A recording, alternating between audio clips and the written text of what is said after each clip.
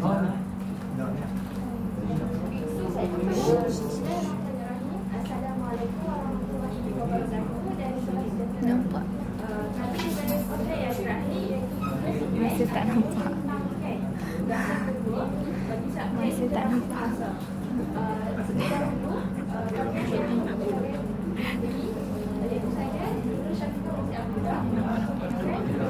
Oh, kat situ. Jadi Syarifah ini Rafiq ini Melayu iaitu berangka giliran 2024-2423-1030.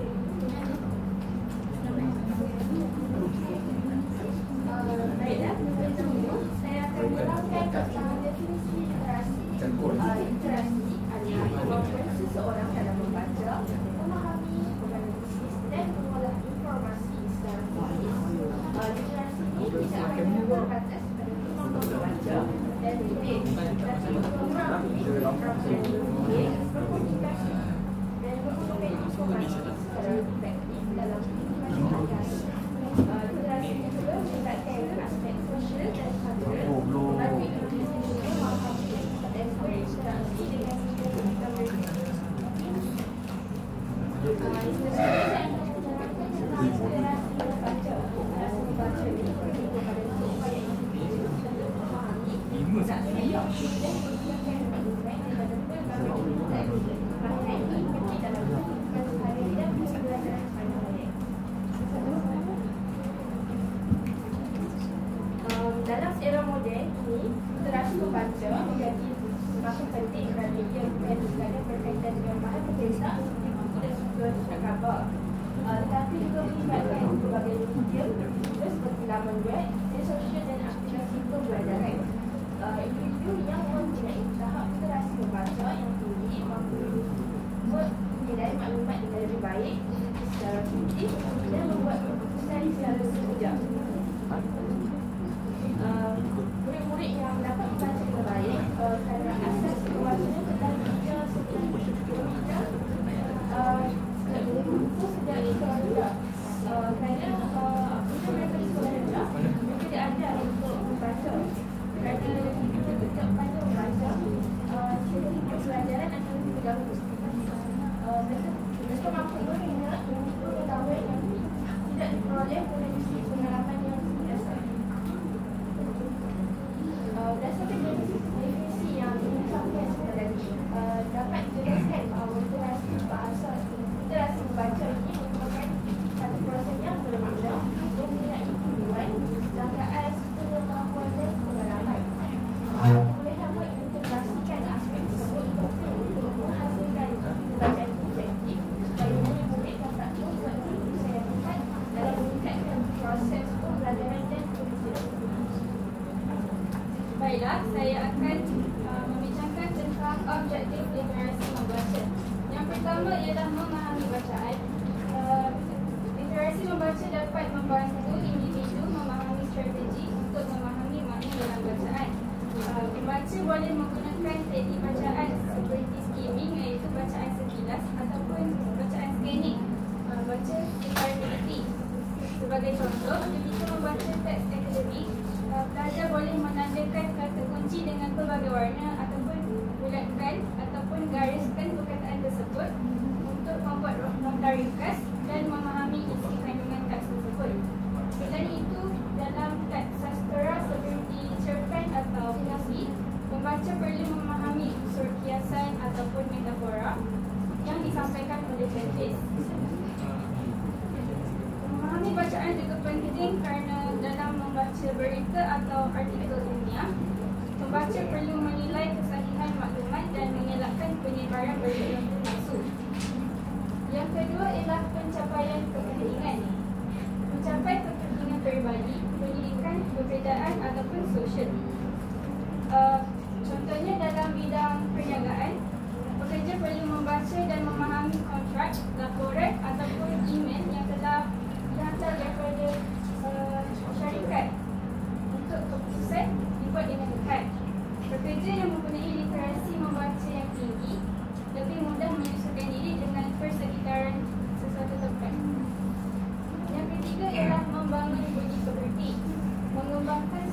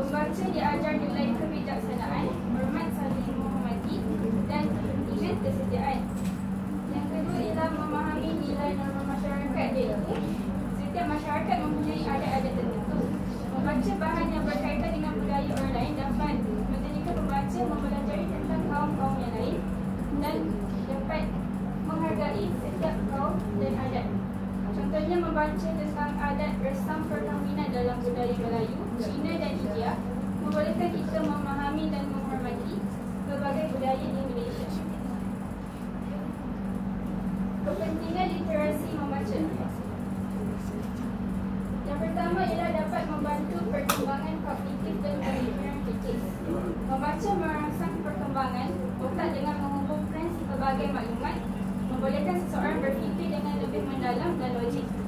Individu yang mempunyai literasi membaca yang tinggi dapat maklumat dengan lebih pantas ataupun dengan tepat. Contohnya, membaca artikel ilmiah atau berita membolehkan seseorang menilai kebenaran suatu maklumat daripada hanya mempercayai kata-kata orang ataupun dalam media sosial. Yang kedua ialah dapat memperkayakan perbendaharaan kata dan kemahiran bahasa. Semakin banyak seseorang membaca, semakin luas perbendaharaan katanya. Membolehkan mereka menggunakan perkataan-perkataan yang tinggi ataupun tidak biasa yang digunakan oleh orang lain. Membaca pelbagai jenis teks seperti novel, jurnal ataupun dokumen rasmi membantu seseorang memahami penggunaan bahasa dalam pelbagai konteks. Sebagai contoh, pelajar yang banyak membaca bahan akademik sama ada di dalam media sosial ataupun dalam mana-mana buku akan lebih memahami konsep pelajaran kerana mereka lebih biasa dengan istilah sama ada yang telah biasa digunakan ataupun tidak, dan gaya bahasa yang digunakan dalam bidang tersebut. Yang ketiga ialah dapat memudahkan pemahaman maklumat dalam kehidupan seharian. Sebagai contoh, seseorang yang memahami dokumen perbankan dengan baik boleh membuat keputusan kewangan yang lebih bijak dan mengelakkan penipuan. Yang keempat ialah dapat meningkatkan prestasi akademik dan peluang pekerjaan. Dalam bidang pendidikan, kebolehan membaca dengan baik sangat penting kerana pelajar perlu memahami setiap isi kandungan dalam fakultas ataupun setiap suku yang dipelajari. Contohnya dalam bidang korporat, seorang yang mampu membaca dan menganalisis data dapat membuat laporan kewangan kerana peluang yang lebih cerah untuk dinaikkan. Faktor yang mempengaruhi literasi membaca. Yang pertama ialah persekitaran keluarga. Galakan membaca di rumah. Galakan ibu bapa dalam membaca meningkatkan minat anak-anak. Anak-anak akan mengikuti jejak langkah ibu bapanya. Jadi ibu bapa perlulah menunjuk contoh yang baik dan mendidik mereka supaya membaca sejak kecil lagi. Yang kedua ialah sistem pendidikan. Kaedah pengajaran yang berkesan. Kurikulum sekolah yang memberi penekanan kepada bacaan akan meningkatkan tahap literasi belajar. Yang ketiga ialah akses kepada bahan bacaan, ketersediaan buku dan teknologi. Kekurangan perpustakaan atau buku berkualiti boleh meningkatkan perkembangan literasi membaca. Anak-anak biasanya akan lebih tertarik untuk membaca pelbagai buku dan mereka mudah bosan dengan buku yang sama.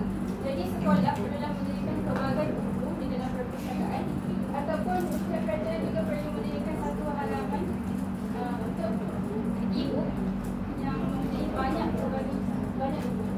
Yang terakhir ialah minat individu, sikap dan motivasi terhadap membaca. Seseorang yang mempunyai minat membaca akan lebih cenderung untuk terus mengembangkannya. Cara meningkatkan literasi membaca. Yang pertama ialah menyediakan bahan bacaan yang menarik dan berbagai. Sebagai contoh, buku bergambar, komik pendidikan dan novel remaja boleh menarik minat membaca. Pembaca akan mudah bosan jika mempunyai warna yang menarik atau berbagai infografi. Yang kedua ialah menggalakkan budaya membaca sejak kecil, iaitu membiasakan anak-anak dengan buku atau menjadikan membaca sebagai kebiasaan. Yang ketiga ialah menggunakan teknologi sebagai alat bantu membaca. Aplikasi bacaan digital dan buku elektronik boleh dijadikan bacaan lebih interaktif. Hal ini kerana zaman sekarang kira-kira orang tua ataupun pelajar-pelajar akan lebih menyukai untuk membaca di dalam handphone. Yang keempat ialah mengadakan program galakan membaca seperti pertandingan dalam kempen literasi. Kempen seperti Jom Baca 10 Minit boleh meningkatkan kesedaran masyarakat tentang pentingnya membaca. Baiklah, yang seterusnya saya akan terangkan tentang literasi membaca. Terdapat juga peringkat literasi membaca, iaitu yang pertama perabacaan, yang kedua bacaan kembali, iaitu bacaan buat, dan yang ketiga ialah bacaan menulis, bacaan lidah. Saya akan menerangkan tentang peringkat bacaan menulis. Bacaan menulis ini merupakan tahap awal dalam perkembangan literasi seseorang yang mendedikasikan atau menekankan pada aspek membaca, huruf, tangan huruf, tulisan ini dan menggabungkan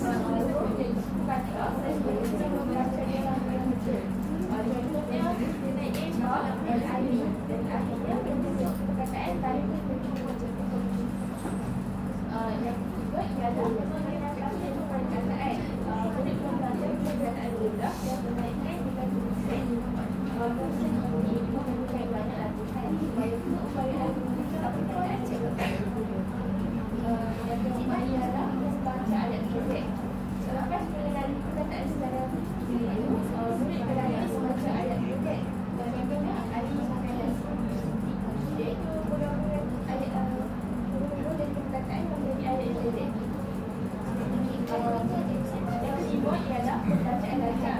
Murid membaca secara belajar dan cepat tanpa berbincang yang tidak perkataan. Maknanya yang kelima ini ialah dosa terakhir dalam bacaan ini. Murid-murid tidak perlu lagi mengejar ilmu tersebut dan boleh membaca dengan secara lancar. Yang seterusnya ialah objektif bacaan mekanik. Yang pertama ialah membolehkan murid membaca dengan cekap dan pantas. Bacaan mekanik ini bertujuan untuk melatihkan murid untuk bercakap dengan lebih cekap dan pantas. Dengan latihan yang berterusan, murid juga dapat mengenali perkataan secara automatik, menjadikan proses membaca lebih mudah dan lancar. Contohnya, murid yang kerap berlatih membaca teks pendek ataupun buku-buku cerita dapat meningkatkan kelajuan bacaan mereka tanpa mengorbankan ketepatan. Yang kedua ialah dapat mengembangkan irama membaca yang betul. Bacaan mekanik dapat membantu murid menguasai intonasi dan aliran bacaan yang sesuai. Contohnya, membaca puisi ataupun dialog dengan nada yang sesuai akan menjadikan bacaan lebih menarik dan berkesan.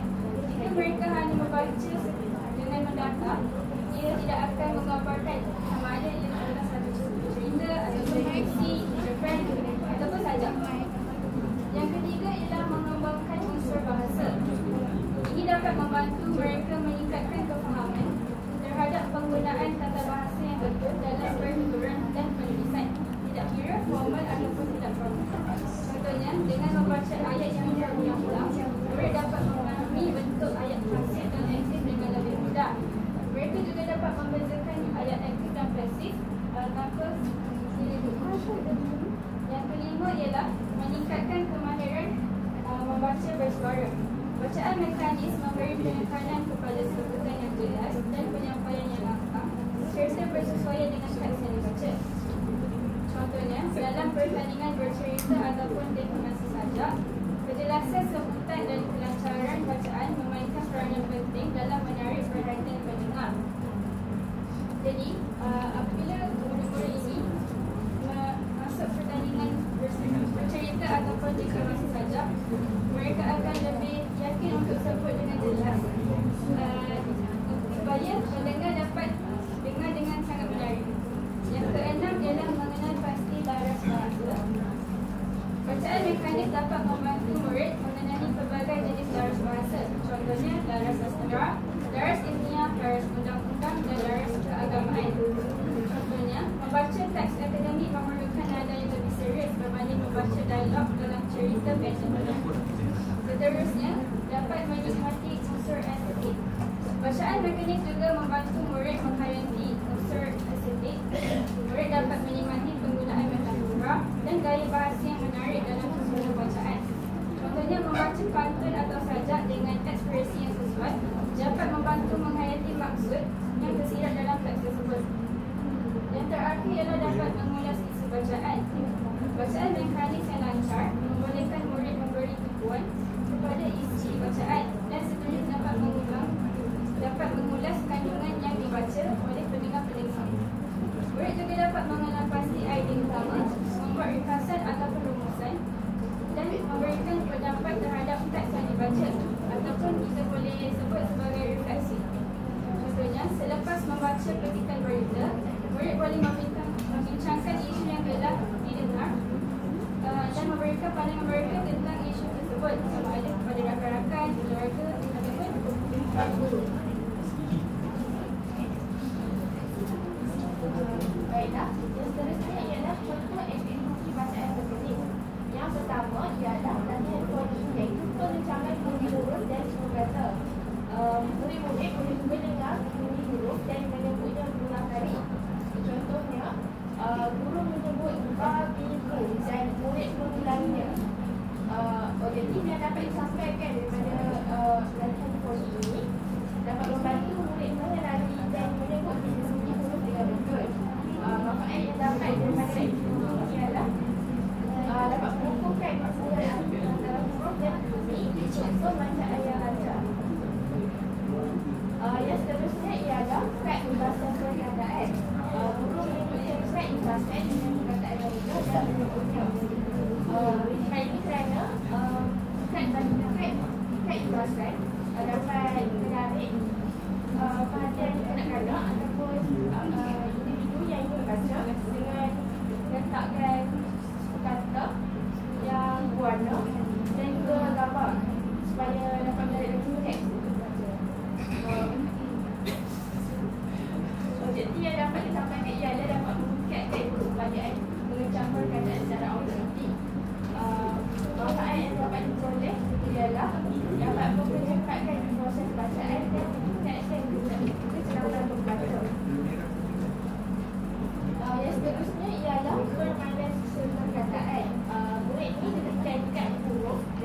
kita untuk menyusun perkataan yang betul. Aktiviti ini dapat membantu murid memahami seluruh perkataan dan juga dapat melatih murid mengenal dan membaca perkataan yang lebih padat. Yang seterusnya ialah membaca berpasangan. Murid membaca bersama rakan atau guru dengan bimbingan dan sokongan. Aktiviti ini dapat meningkatkan kelancaran membaca melalui langsung dan juga dapat meningkatkan keyakinan membaca dan pemahaman yang lebih sadar.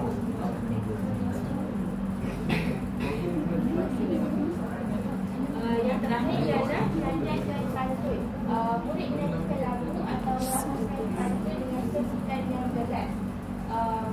Aktiviti ini dapat melatih murid membaca dengan intonasi dan sebutan yang betul. Dia dapat membantu meningkatkan kekuasaan sebutan perkataan secara menyeronokkan. Seterusnya ialah ciri-ciri bacaan mekanis. Yang pertama ialah sebutan yang jelas. Murid belajar menyuarakan huruf, suku kata dan perkataan dengan sebutan yang tepat.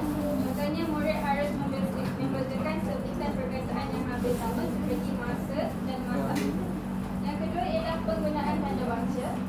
Murid diajarkan untuk menggunakan tanda baca dengan betul dan berhenti pada yang tepat.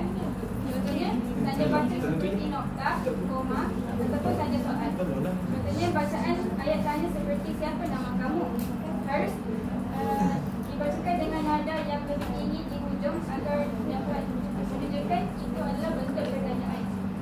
Yang ketiga ialah intonasi dan irama. Mereka mempelajari cara membaca dengan intonasi dan irama yang sesuai untuk memahami makna bacaan.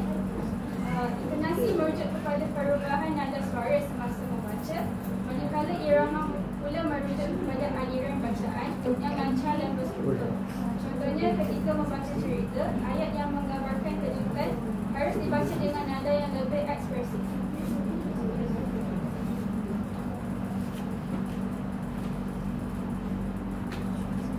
Kesimpulannya, literasi membaca adalah kemahiran asas yang penting untuk kejayaan individu dan pembangunan negara.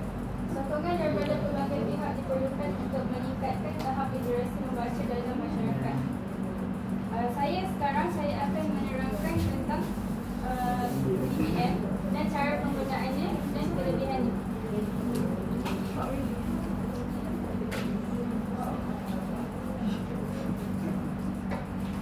Baiklah, DBM ini adalah bawah tajuk bacaan mekanis.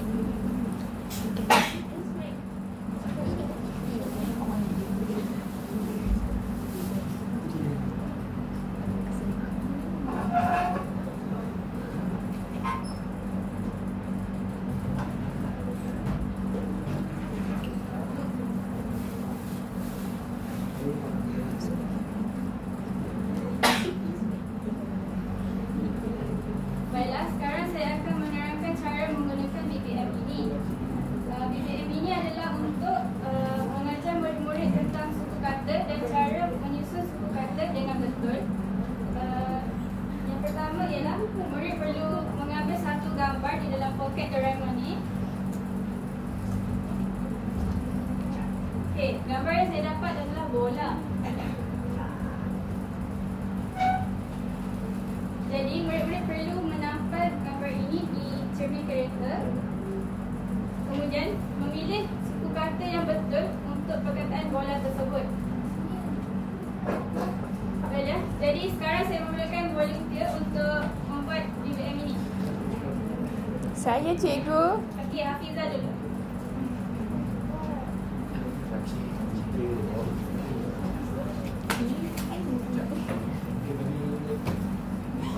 Hafizah akan mengambil satu gambar di dalam poket ini.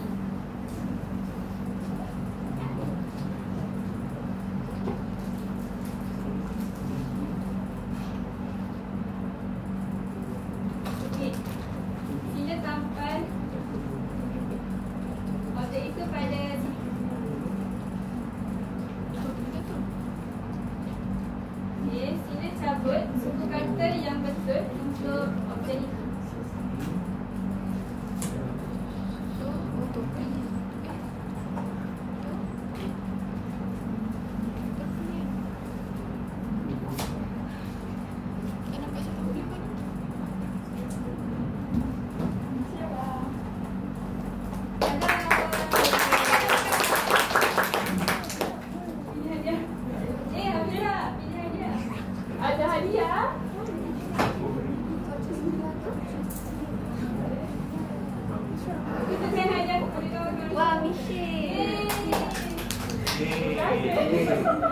Seterusnya pelajar kedua. No. Nampak? Macam tadi. Kejap lagi ya sudah okey.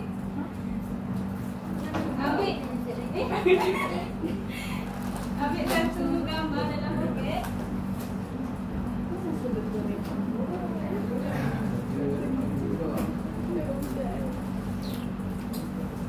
Kemudian tampal. Cari suku kata yang sesuai untuk objek tersebut.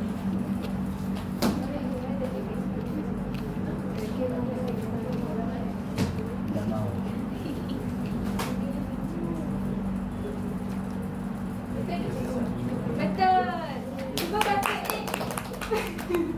Sebut dulu dengan kuat. Baju. Aina. Baju. Betul.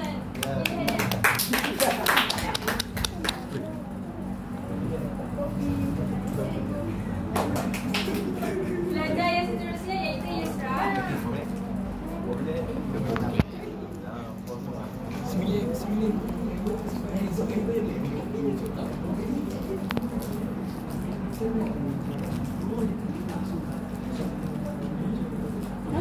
Jadi Yusra perlu mengambil satu gambar dalam poket ini.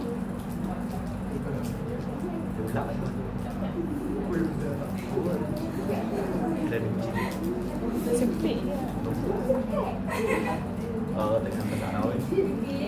Rambut. Dia tampal pada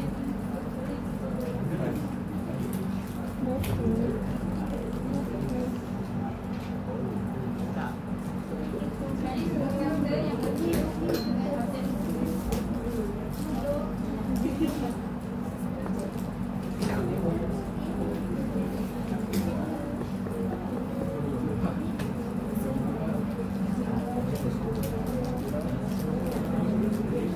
betul.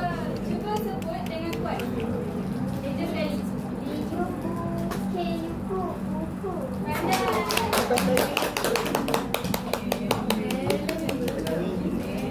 Okey, pelajar tak akhir. Siapa nak cuba? Ifan. Dapat hadiah juga. Ipak. Mak tak tahu.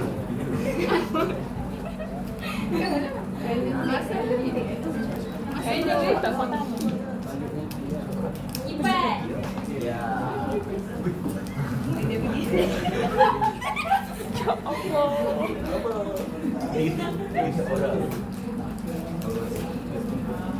Orang baik. Saya dah nak sangat. Bila tampal. Bola lagi. Ya, ambil suku kata yang betul.